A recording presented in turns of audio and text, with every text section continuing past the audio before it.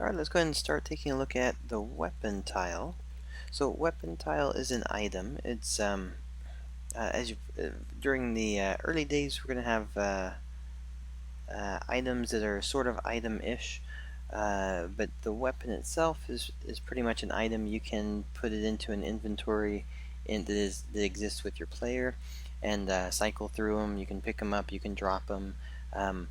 For the item weapon, there are two types inside of the default one. What we're going to do is take a look at both of these first, and then after we'll start examining them. We'll look at all the properties and go through the process of what it takes to set a weapon up and to create unique weapons for it. Let's go ahead and place these down here, and we'll put a couple of damage blocks on the sides. So the weapon itself doesn't even have to be a weapon to do damage. It could actually provide health. If you wanted it to be something that when you shoot, other things get repaired, then you could do that. It can actually provide a health point addition. You could also use the weapon as a think of like build blocks and destroy blocks type of system. You could use it for that. You can use it to create. So for instance, with the default on this, you notice how the weapon is turning red right now? That's actually saying it's actually checking for its temperature gauge. So if I start shooting too quickly, too rapidly, then all of a sudden it went to a light red state and then a blue. The blue state was doing the cooldown, and now it's cooled down into the warning state, and now I'm back to the regular state. Okay. The secondary fire on this one is actually a charge. If you hold control on the keyboard, it's going to start charging. It's telling you you're dangerously too high, and then all of a sudden it's set to apply damage to you if you let the charge go too far, and then you won't be able to shoot. Now if I do it with this, notice the big bullet shoots out. Well, charging is all based on how you want to apply the bullet itself. If I want, I can do a very quick charge, which gives me a small bullet, faster speed, with a lower hit point. And then you can do the higher one.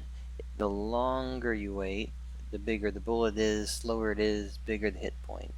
So all of those are adjustable properties with it. That's just simply kind of an example so you can see that you can certainly set up bullets and weapons to be very unique to your need for it. Now that is a ranged weapon. Now weapon itself can also be a close weapon where you're actually using it more as a sword. So if I start to attack with this, and when you push the use button for an item, if there is an animation for it, then the animation will play. You know, for instance, with the sword, it could have a slash if you were actually wanting the slash to play for it. But if you notice, one other element here is that the sword, and we'll look at this when we get into these and into weapon system, but the item is actually just simply connected to the player tile. Well, this can be complete replace player tile so that you actually do a full switch. You can have it as just simply tag on to him and play through the motions, and you can have it where it disappears and it just simply the bullet end of it is the only thing that shows.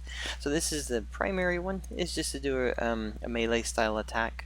It could be a punch, it could be a sword slash, but also secondary weapon on it actually shoots. And the fun thing with the shooting is it has it where it leaves it, and then the collider stays on. So again, you could do this one that if you're needing to get to certain heights, then you could have it set for that, and then you could turn these on and off that way. Alright, so a lot of possibilities with weapon. It provides just a wide range of things you can do with it, and can be able to have fun with it that way. Alright, so we'll take a look through the next set of videos and walk through what weapon is. We're going to look at the properties and then how you can start using it to develop your own weapon systems.